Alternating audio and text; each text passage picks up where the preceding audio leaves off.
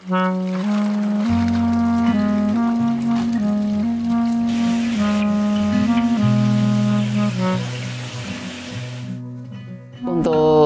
bakul-bakul yang di pasar, yang bakul telur rebus, terus untuk yang ditusuk itu yang sate telur puyuh, ya ada yang untuk peternakan kenari kalau untuk puyuh. Kalau untuk lele itu kita dari resto, dari lesehan, dari catering sampai ke bakul-bakul pasar.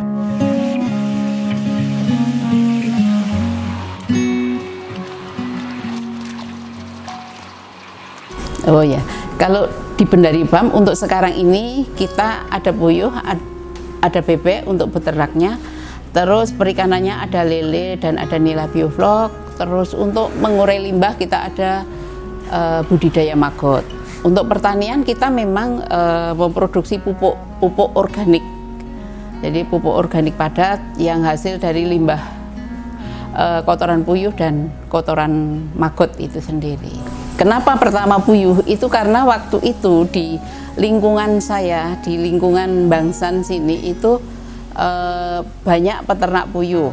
Terus lagi mulai lele, zaman dulu kan lele dumbo ya. Dan puyuh itu juga baru memulai boomingnya itu di akhir 1980. Itu mulai dulu hampir setiap orang itu beternak puyuh.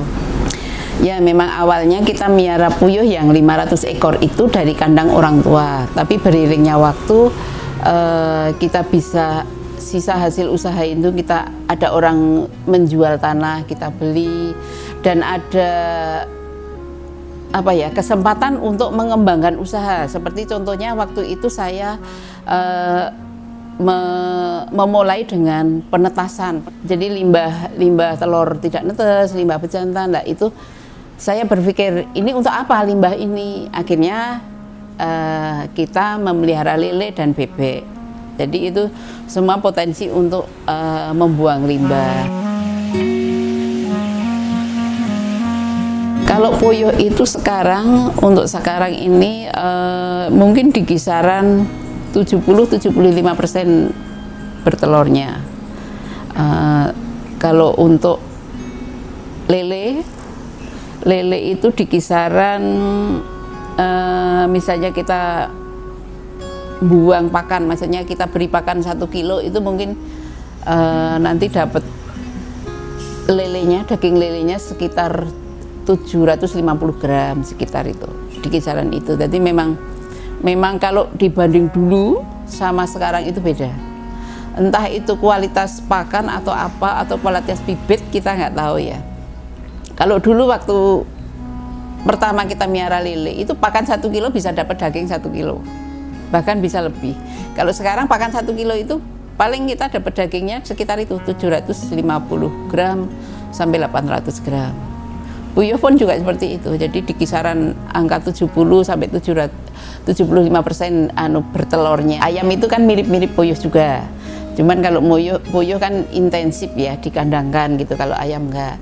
Kalau kotoran puyuh itu amoniaknya tinggi. Kenapa? Karena pakan puyuh itu sendiri proteinnya tinggi, lebih tinggi dari ayam. Jadi otomatis menghasilkan kotoran yang lebih bau dari ayam. Ya cara untuk mengatasi kita pakai probiotik. Jadi kita selalu pakai probiotik berapa hari sekali kita semprot sambil kita amati. Sebenarnya memang ilmu dari akademisi dengan ilmu praktisi itu sebenarnya berbeda. Kalau nila bioflok memang harus ada, kita harus treatment dari airnya itu memang khusus. Karena apa? Kan kita kalau bioflok itu kan bakteri, gumpalan bakteri itu ya, gumpalan makhluk hidup. Itu kita dapat dari kultur dari bakteri, nanti kita kembangkan di situ. Tujuannya apa? Tujuannya biar bakteri itu memakan kotoran-kotoran nila. Jadi kenapa? Kelebihan apa? Bioflok kelebihannya kita bisa tebar padat, bisa 10 kali lipat bahkan lebih dari tanpa ada aerasinya. Bioflok itu kelebihannya kita bisa di lahan sempit kekurangannya kita harus pakai teknologi, harus menyediakan genset seandainya listrik mati. Jadi biayanya lebih banyak yang jelas. Untuk bakul-bakul yang di pasar, yang bakul telur rebus, terus untuk yang ditusuk itu yang sate telur puyuh, ya ada yang untuk peternakan kenari kalau untuk puyuh. Kalau untuk lele itu kita dari resto, dari lesehan, dari catering sampai ke bakul-bakul pasar. Jadi kenapa kita bisa menjadi besar itu? Jadi kita tidak hanya sekedar budidaya menjadi petani, tapi kita juga semi pedagang seperti itu, Mbak.